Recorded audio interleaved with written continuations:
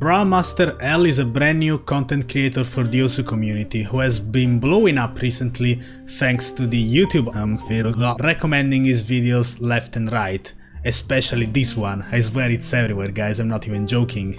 His videos are pretty similar to Willy in style, meaning it's mostly commentary stuff related to the Osu community with some gameplay in the background.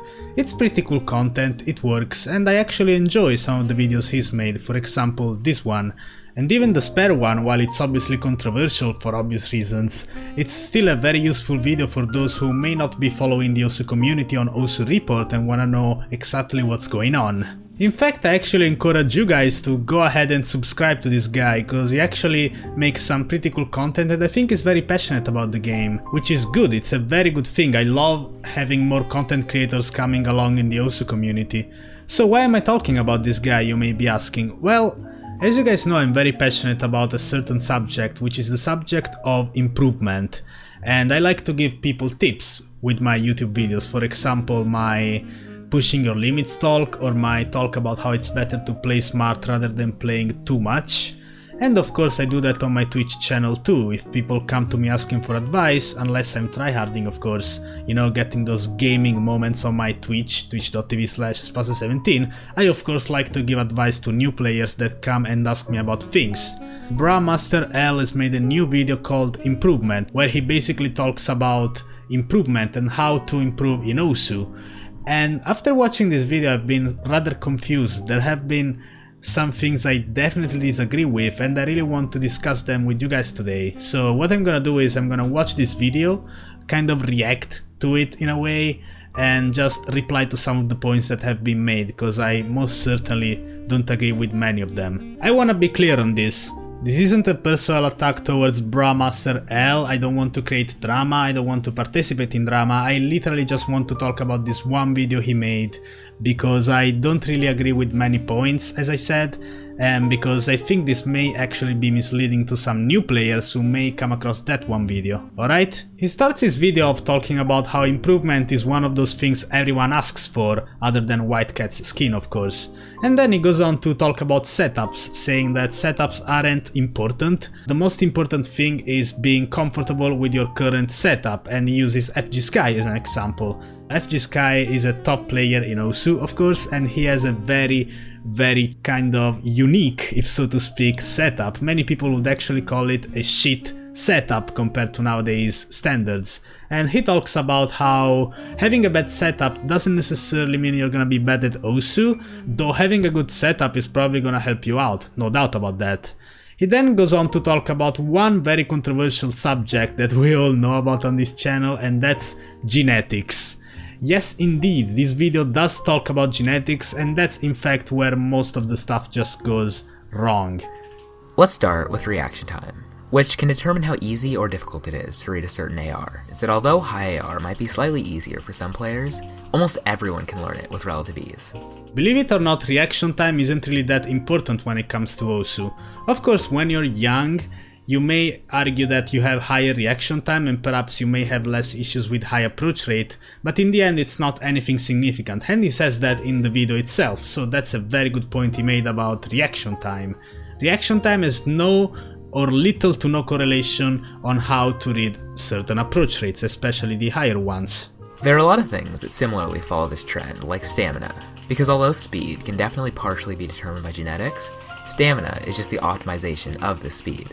So as long as you can do an 8-note burst at a certain speed with good accuracy, you can almost certainly learn to string that for 5 or more minutes. So he says two things basically. Speed can be partially determined by genetics, and stamina is the optimization of speed. Now, whether speed can partially be determined by genetics, we don't know that. There's no proof of that, there's no studies on that, and in fact I would agree it's not necessarily true. And his interpretation of stamina, which he calls the optimization of speed, it's actually not correct either, cause being able to burst a certain BPM doesn't really mean you're gonna be able to stream that. I have FC'd maps with 300 BPM bursts, and I'm definitely not capable of def streaming 300 BPM. And it's weird that he actually makes this statement on how stamina is the optimization of speed, because in this very same video he actually uses one clip from Idki which basically explains the very opposite thing, but we'll get there whenever we actually reach that one clip, because that's very important.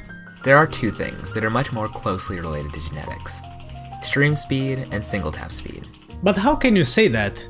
Where does that come from? That's such a weird statement. Like, you just explained how many things in Osu aren't related to genetics, yet somehow single tap speed and stream speed are genetics? How? There's no explanation of that. That's just a very weird point, which I guess he came up with himself. I'm not quite sure what is that.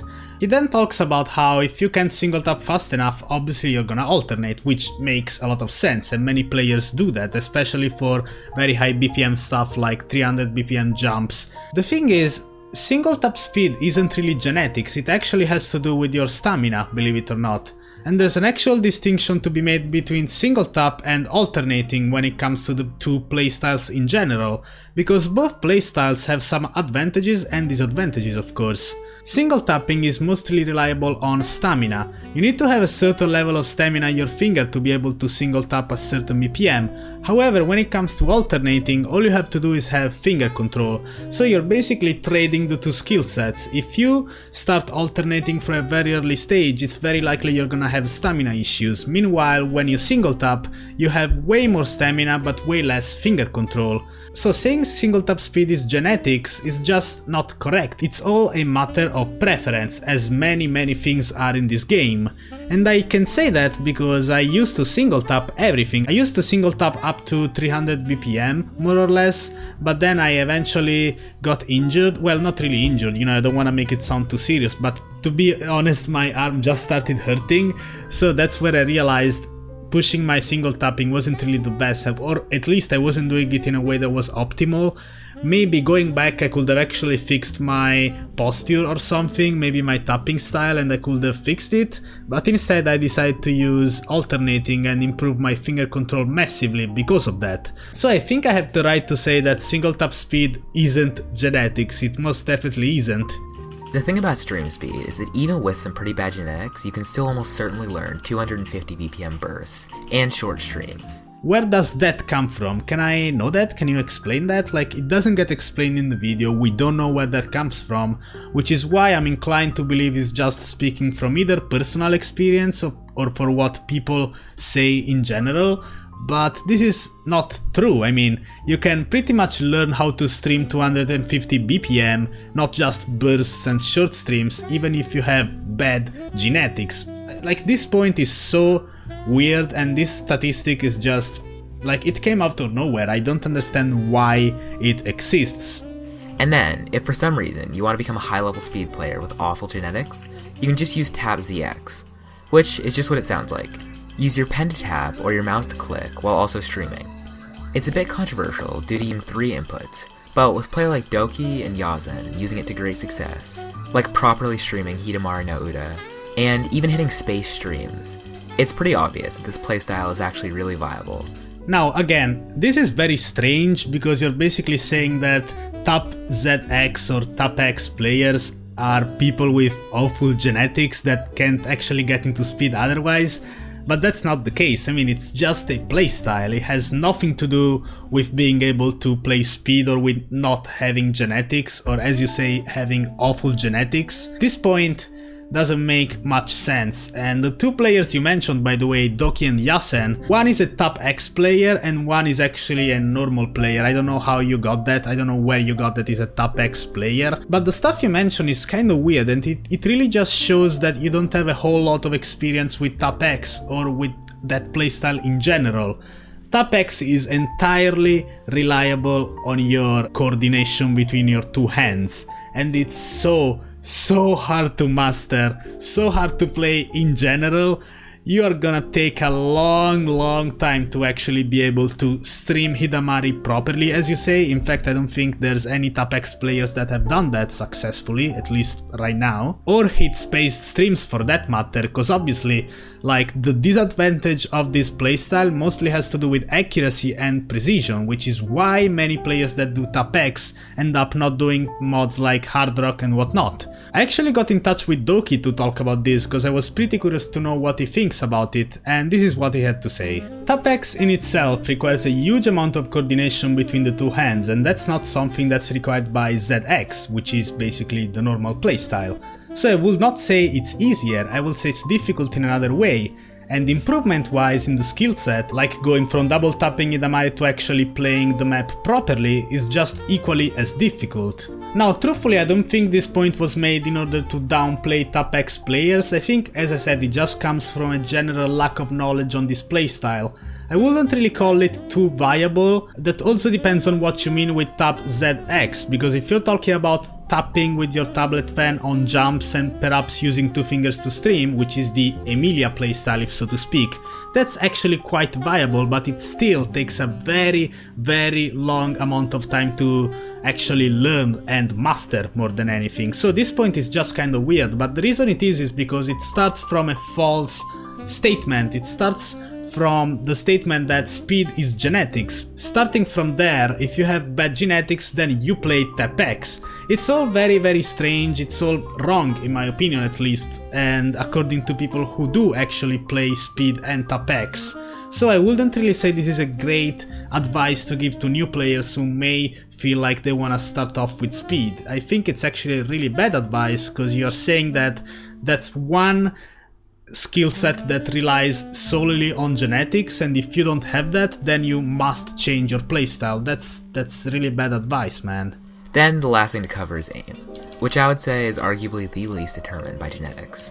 Talking about aim, thankfully it's not about genetics, it's about reading, which is nice, and that's actually true. You know, if you're not able to read the jumps, you're not gonna be able to aim them, which is basically what White Cat was getting at, I think at least. And so, if you're not gene capped, then why aren't you improving like White Cat or Vaxei? Because White Cat and Vaxei are two extremely talented players who are different than anyone else. No one has improved at the same rate of White Cat or Vaxei, and there's a clear reason for that. That's talent. It doesn't have anything to do with genetics, and not everyone can aspire to improve as fast as those two. Not even actual top players right now in the top 10 have that kind of improvement or that kind of speed in improving. So, you know, looking at the very top of the top, the best of the best as a source for your improvement video may perhaps be the wrong idea here, because not everyone can achieve what these two have achieved in the same time they did, because they just did it because they were more talented than most people. Maybe that's what you mean with the whole genetic thing. I'm not quite sure if that's exactly your point, but it's okay to improve slower than those guys, because that's literally 90% of the Osu community. Actually, I'm willing to say it's more like 95%. No one has the improvement rate of those two guys. So it's okay, guys, you don't have to worry about that. Play more is always going to be the best advice, but I think playing smarter also plays a large part in improvement. Yes, that's actually very good advice. It's better to play smart than to play too much. I definitely agree with that 100%, which is why, as I said, this video isn't bad. There's just some things there that sprinkled in with very little information that may come off as a bit confusing, or at least they certainly were for me. After that, he basically talks about his own experience as a player, and he talks about how it's important to push your limits in terms of star rating, which is very good advice again. And he also talks about some more technical stuff like how to reduce input lag and whatnot, which is great. You can try that. It's been on Reddit for a long time, but not necessarily everyone knows about it, so it's a very good point for this video. Now this next part though is kind of confusing for me, because he uses a clip of Idki talking about how to improve stamina to kind of prove another point, and this conclusion isn't even wrong, by the way. Let's watch. Rather than trying to increase your stamina, play super stupid maps that change a lot of patterns, like this one, where you see single taps, triples, five notes, quints, as you call them, and that'll increase your stamina. Obviously here he's talking about streams, but what he said can apply to almost every skill set in the game. For example, when trying to learn AR9 with DT, try not playing farm maps, especially those like Reform, which purposefully try to make AR9 easier, but instead just play random maps until you find one with patterns that seem much harder than you would like. Just like Idki said, find dumb maps and play them until they don't seem quite as dumb anymore. See, this is a great example of going on the wrong path but still reaching a good conclusion. The conclusion he reaches with this one is talking about how to read a high approach rate, and I definitely agree that in order to read high approach rate better, it's recommended you try and play some maps which are considered awkward by today's standard. This way, the easy fun maps can actually be way easier to read, and that's how you improve in high AR reading in general.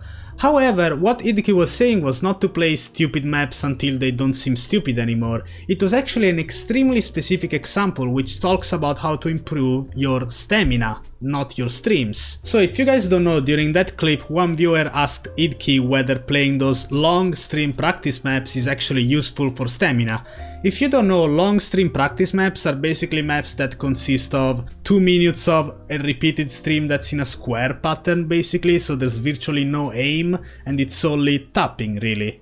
Idki responds by saying that those long stream maps are actually good as a benchmark, meaning you can figure out which BPM you can currently stream by playing those, but in order to increase your stamina you have to play other kinds of maps which have a lot of doubles, triples, bursts and stuff like that. He was talking about stamina, which goes back to my point of stamina is not really the optimization of the speed, because that's the kind of stamina you get by playing those long stream practice maps, just basically streaming for a certain amount of time, a very long amount of time. Stamina as a whole, meaning just basically how long you're able to keep up your fingers with the actual map you're playing, how long you can resist, has a lot to do with this thing that Idki just explained, where it's not about how long the streams are, it's about how tiring they are.